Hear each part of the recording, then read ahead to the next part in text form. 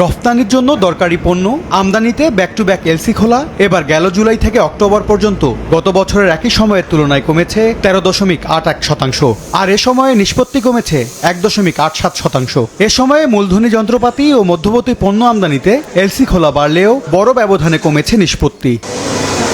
আমদানিতে এমন বেহাল দশার প্রতিফলন ঘটেছে তৈরি পোশাক শিল্পের রপ্তানি আয়েও। রপ্তানি উন্নয়ন ব্যুরো ইপিবির মাসিক প্রতিবেদনের তথ্য, বছর ব্যবধানে রপ্তানি আয় কমার ধারাবাহিকতা ধরে রেখে নভেম্বরে এ খাতের আয় এসেছে $314.09 কোটি।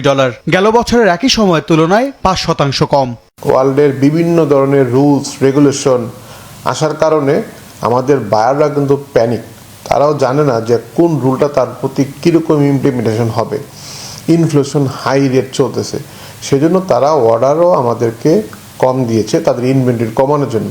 তৈরি পোশাক রপ্তানিতে মন্দার ধাক্কা লেগেছে মোট রপ্তানি আয়েও। বছর ব্যবধানে 5.5% বেশি কমে গেল নভেম্বরে মোট রপ্তানি আয় এসেছে $389.16 কোটি। তবে জুলাই প্রবৃদ্ধির প্রভাবে 5 মাসের যোগফলে রপ্তানি আয় বেড়েছে 0.62%।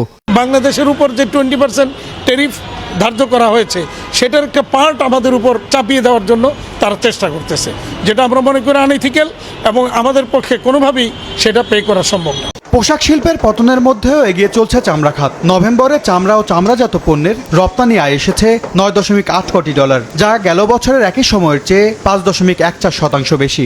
আগামীতে এই পণ্যগুলো সহ আমাদের উদীয়মান অন্য খাতগুলোতে আমাদের আরও বেশি $বিলিয়ন পণ্য রপ্তানির সুযোগ সৃষ্টি করা দরকার।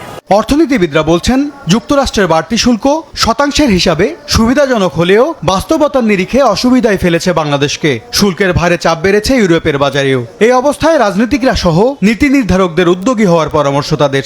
এক্সপোর্টের যে অর্ডার সেটা কিন্তু ইমেজের উপর ডিপেন্ড করে।